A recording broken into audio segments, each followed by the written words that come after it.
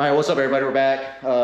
So you saw the last video, we left off with waiting on a few parts for the Softail build. It's done. I'm gonna turn the camera around, you're gonna get to see the bike in its entirety. Justin's gonna kind of go over what he did with the bike and some of the things, you know, he made and stuff like that, and some things that were swapped out. But overall, man, the bike looks killer.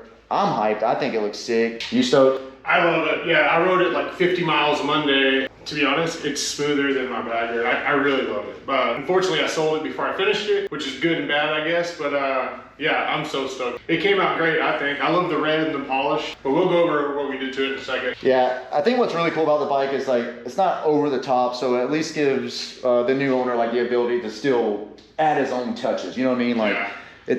It's got enough stuff to where it's a built bike, but it's not like someone's built bike. It right. Can still be their own. It's their own bike, yeah. I mean, nobody's took it anywhere or rode it anywhere. I just rode it around here, so nobody really knows about it other than you guys. But yeah, it's his bike. It's going to Illinois, so we're in Arkansas, so it's going to go up north for a kid. Actually, this is a graduation present for a kid, so that's even crazy to me. He says it's crazy, but he's literally trying to build his son an FXR now, and his son's not even 14 years old. So he's 12. Yeah, he's 12, and he's over here like talking like, this is insane that someone gets a high school graduation gift at a Harley. Sure. He's literally building his son a, you know, badass FXR. Yeah, we're gonna turn around and let you see the bike. All right, so obviously I put a T-Sport style front fairing on it. Rick Game polished all the lowers and the wheels and the triple trees. There's probably still fingerprints and stuff on it. I'm gonna do a final wash today. And then I did Arlen Ness mirrors, the ST breather on it, which I like. It kind of breaks it up. It's not so much polish and red and everything. It kind of breaks it up a little bit. I think they're pretty dope. And then we did my 8-inch pullback risers, the dual gauge all polished, along with the block off plate. To be honest, this block off plate is polished. I rode Monday, it was sunny. It needs to be Scotch brighted. That thing will blind you when the sun reflects back. But the Two Brothers 2-in-1 exhaust, Rick also polished that and it came out great. It actually sounds really good too. And then the local guy painted it all red. I don't know what type of red it is. It's kind of something we just picked out. The lapel seat was actually already on it. It's actually super comfortable. I might run one of those on mine. And then obviously the back wheels polished as well. We did new brake pads, new plugs, all fluids changed, ST rear shock. And that actually gained what, an inch? About an inch, yeah. Yeah, and I can actually tell it kind of gives a little bit more gap. Oh, completely refreshed bike, ready to roll. I would love to have it. I think there's just a little over 30,000 miles on this. It's done, it's fresh bike, fresh build. Yeah, so like Justin was just saying, this Lapera seat, actually Chris Rides on Instagram just had a custom Lapera made for his bike. I fell in love with it. I reached out to Lapera and I'm actually ordering one for my bike. Did you? Yeah. I haven't ordered it yet, but I'm getting it. I like Tommy's seat. Tommy's seat. I don't know, Lapera is coming in strong. The little kick up in the back? Well, so Chris's, it's got this, it's called like the tracker stitching. Yeah. And it's got like a unique pattern. I'll have to show it to you after this. Yeah. Incredible. So I know Ben Nichols has got a Lapera on his bike. I know a lot of guys are stepping up, so. Emma runs a Lapera as well. Yeah, Emma's got one on her bike. So what's really cool is Lapera is, I mean, they've been around for years. Obviously, I mean, from the chopper culture, and I don't know how long they've been around, at least 40 years. I think they've been around since the 70s at least. I'm not sure. Something like that. But they have stepped up big time. The last 2 years, I've been seeing more and more of their seats. They got the kick flip, tail whip. They got all these different versions. Yeah. And then they're letting you do some really, really cool customization. This is obviously just an off-the-shelf seat that they offer, but yeah, I'm switching to a Lapera on my bike. And I took my wife's air cleaner and I did the same thing on my bike. I saw it on here and it looks corny at first, but then the more I started looking at it, I was like, man, it's not a bad setup. No, it's not. And everybody's like, oh, it loses power, it loses power. I put it on, I rode on a bike. It felt the same. So she really liked the Thundermax one that I had. So I put it on her bike. You know, we talked about it in past videos. Thundermax is no longer in the air cleaner game. Yeah, I stole some ideas from this bike. So it had the old school like teardrop S&S one, but it was the older one that was completely choked down with no holes. So if anything, this is gonna gain more than that, I think. And it was just too much chrome. There is such a thing. So I had to break it up a little. Yeah, I dig it. And I love the polished wheels. I'm super hyped with how this bike turned out. I'm super hyped for the new owner. I'm looking forward to another build in the shop. I know we got my wife's bike, but like we said in the last video, it's not really gonna be a build. It's just we're kind of adding some parts to it. Maybe down the road we'll do paint or whatever, but for right now, we're just gonna kind of do some little how-tos with that bike. But hopefully, other than the FXR, hopefully another build might be coming down the pipeline. Maybe. We'll just drop that little hint. I keep going back and forth, but really I need to focus on that. I'm a little freaking out about that one because I need to be further ahead. That motor needs to be mounted in there permanently with it painted as far as the frame. Yeah, I'm nervous on that build. So the last video we filmed in here, he hasn't seen it yet. And in that video, you'll remember he said by May, the frame was going to be painted, motor in. I did say, the end of May, the frame was going to be painted, motored in, and it's not. It didn't happen. So it's no fault of his. Obviously, there's just a lot of shit going on, guys. That's the thing with the bike thing. And I don't think a lot of people understand it when you see these bike builds and these TV shows. I don't think any of it's made up anymore. I think the deadlines are a real thing because what happens is, it's not that you get complacent. I just think life happens. Life happens. And then owning a business, running a business by yourself, and then to stay relevant, you need to go to all these shows and stuff like that, which I'm kind of canceling some of them this year because of that build. It's a lot. It's a lot. And then you don't go to shows, they're like, where are you at? I'm like, well, I'll make your part. Yeah, I already got a bunch of grief for not being at Texas Hills, which I feel bad about, but I had to edit the videos for you guys, and I had a bunch of stuff to do in my own house. Obviously being on the road for 2.5 weeks, so I had to make the call. Justin's having to do the same thing. We would love to be everywhere. You just can't physically do it. So either way, wanted to give you guys a quick update on this. This thing came out killer. I'm stoked on it. And hopefully this is just the first of many kind of little shop builds. So definitely stay tuned. We'll pick back up. So see ya. All right, what's up everybody? We're picking up where we kind of left off at. We're working on Sierra's bike. So just like she said in the video of getting this bike and kind of like her review of this bike, her worst #1 complaint was the sound.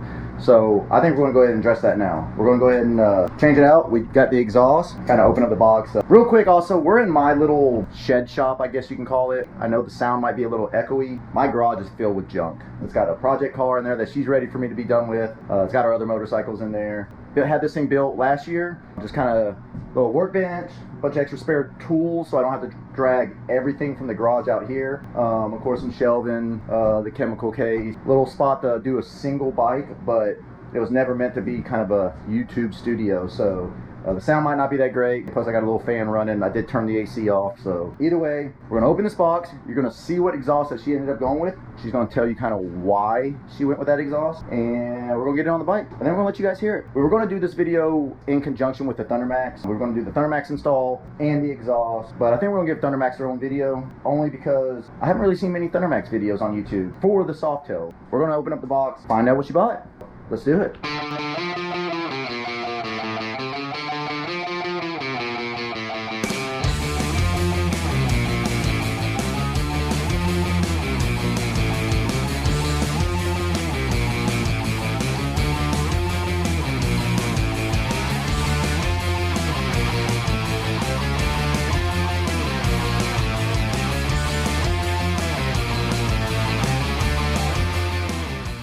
All right, there you have it. She ended up going with a thrashing exhaust, as you see. Why did you go with this? Like, what was, maybe not your #1 reason, but what kind of led you in this direction? I like the slight upsweep that it has. So on the bike, it's gonna come slight upsweep, but it's gonna stop about midway. So I don't like it too short, and I don't like it too long. So I think it's gonna stop about right here. Yeah, so we looked at a bunch of pictures of exhausts on the STs in particular, and a lot of them did seem to be a little short. I don't know what it is about this saddlebag. With the angle of the bag, they look way back. You know what I mean? So when an exhaust stops here, which is probably where like the Bassani and most of your average bags stop, it just looked like the bag was completely behind the exhaust, and I don't think either one of us really liked that look. This exhaust is a little fuller. Plus, it was in stock. So we're going to get this exhaust on the bike. We're going to time-lapse it. I'm going to let her do a lot of the work. I have taken the liberty to helping her out by kind of pulling out all the tools we need. So, but from my memory, from the last time I've done exhaust on a Softail, I think this was all we needed. So I'm going to set you guys up on a time-lapse, and we're going to get to disassembling this bike and then reassemble it with the new exhaust.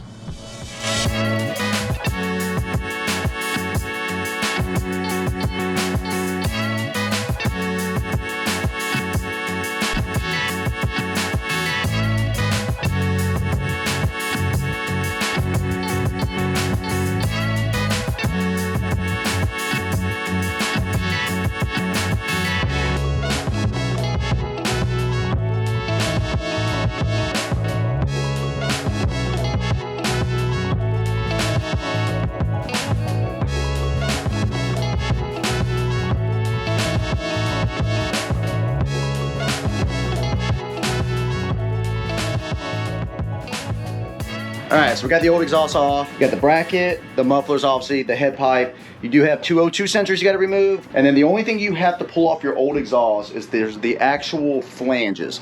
So they got a big C-clip Really easy. There's a million videos to show you how to do it. So I just gotta go out into the other garage, get my kind of C-clip tool, remove the C-clip, remove the flanges, put it on the new pipe, and then we'll start installing. But first, we're gonna clean this thing up. So obviously it got caught in the rain, you guys saw that. I always like to, anytime I have parts out of the way, wherever I'm working, I like to try to wipe down, clean up. So I'm gonna run into the other garage. Sierra's gonna kind of clean up, you know, the swing arm and stuff like this. I got some glass cleaner.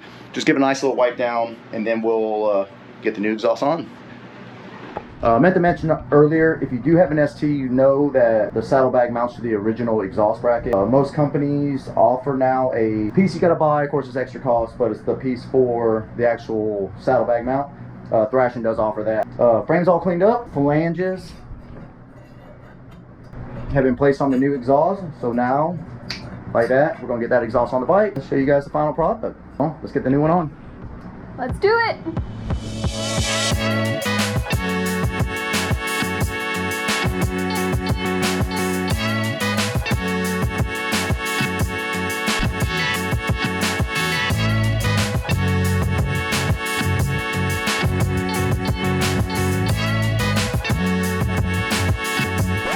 Alright, well I guess we're at hole for today. I didn't read all the instructions, not the instructions, I didn't read the description that Thrashing put on this exhaust. The instructions don't say nothing about replacing the gaskets. Usually on a newer bike, I don't replace gaskets, I'll be honest. My Fab 28 bolted right up, no problem. Square style flange that is entirely too thick and too big for the standard Harley taper. So as you can see there, the taper goes in nicely in here. It actually kind of slip fits, if you will, and makes its own seal. This one does more of a butt to butt kind of a seal. Yeah, now we got to order gaskets, so we tried. Anyways, for you guys that are going to order the Thrashing exhaust, make sure you order gaskets, whether through your local Harley Davidson dealership, your local motorcycle shop, and have those ready before you get to the point that I'm at right now. Thrashing's recommending, according to the actual listing on the website when you buy the exhaust. I didn't read all that. It says recommend, but you can only catch 2 threads on there. So whether it says recommend or not, I was catching 2 threads. That's not safe. I don't like it. It shouldn't be like that. It needs the correct gaskets. That's how studs break. I'm not cranking down on it and crushing a taper gasket to work with this flange. So needless to say, we'll pick back up another day. Take care. It's been a few hours. I don't know where we left off at, but we were at a standstill. This is the stock right here. The factory exhausts are tapered, and the new Thrashing exhaust right here, it's actually kind of like a squared off piece. They suggest that they recommend that you do the square flange gaskets on their website. We ordered the exhaust. It was no fault to Thrashing, and they do state it in the actual description of the exhaust, but I wish the gaskets would have came with it. Luckily, it's a Sunday. Luckily, we had a good friend drop us off a set of gaskets, so we do have a pair of gaskets here. And so we're going to go ahead and slide those in, get this exhaust finished up. We did go ahead and mount the bag. I don't know if you noticed, at first I had this in the wrong spot, but for those, if you're going to be doing the ST setup, that's how it goes. So bracket behind the foot peg, and then, you know, so forth and so on. Again, we used a couple little ARP pieces that we had laying around. There's going to be a lot more ARP on this bike. But yeah, we're going to go ahead and keep working, get the exhaust on, and then we're going to try it out, see what it sounds like. And we're going to fire it up. So, all right, getting back on it.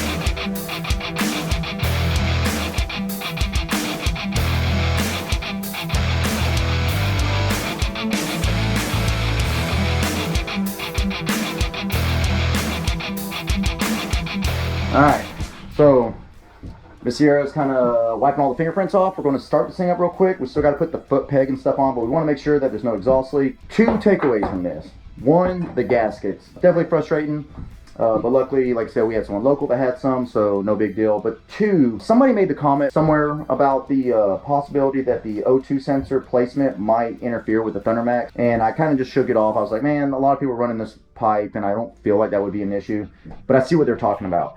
The harness for the O2 sensor, you got to unhook it out of its, like, there's like a little clip that it secures in, so you got to undo it, but if you look, it is, so it's right against the oil filter assembly. I know with this adapter out of the way, it's going to bring this in a little bit more, but I think it's still going to be kind of an interference issue. And then on the back side, you have to, same thing, unclip the harness from its kind of secure spot.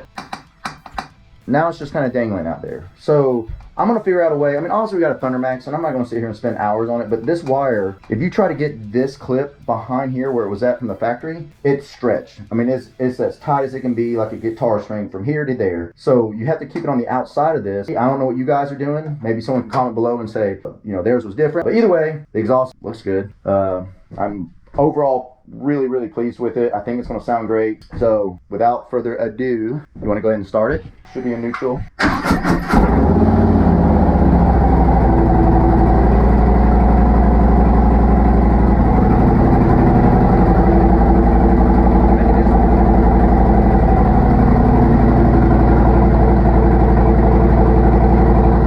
So there you have it. First startup, sounded really good. It's running a little lean, which is to be expected. We don't have the Thundermax on it, which we don't plan on running it long without the tuner. We just were impatient and wanted to get it on there. We're gonna get this thing out. We're gonna finish putting the foot peg on there, roll it out, let her kind of run it up and down the street a little bit, maybe record that. And yeah, wait on the tuner to arrive. Bars, risers, freaking paint, wheels. What else you want to do? I'm just kidding. Not all that right away, but she does have a couple other little pieces coming for it. Yeah, so let's put the foot peg on there. We're gonna let her run it up and down the street, park it back in the regular garage. We'll sign out there, so stick around.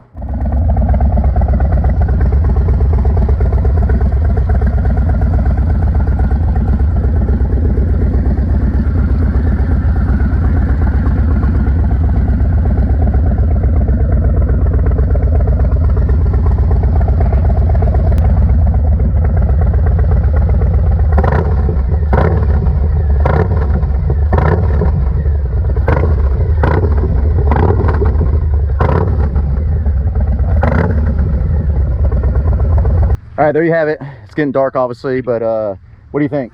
Sounds like a real bike. Yeah, it sounds like it should sound. So it's definitely got a good, deep, throaty sound. Like I said, other than the harness issue and the gasket issue, the rest of the pipe's great.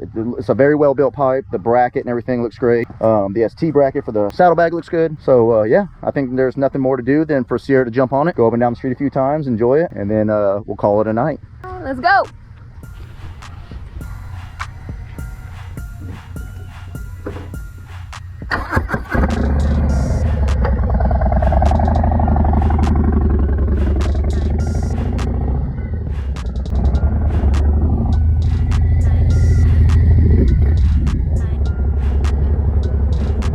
Big thanks again to Patriot Cycles. They had those gaskets in stock. It's Sunday. He was able to get them to me. We were able to get the bike done, and she is now officially enjoying it with the new sound, with the new pipe. What do you think? Sounds good. There you go. Next video you see of this bike, hopefully, I don't know if it's going to be the tuner or if it's going to be the bars and risers. Definitely looking forward to doing more on this thing very soon. I know she is as well. So, all right. Peace out.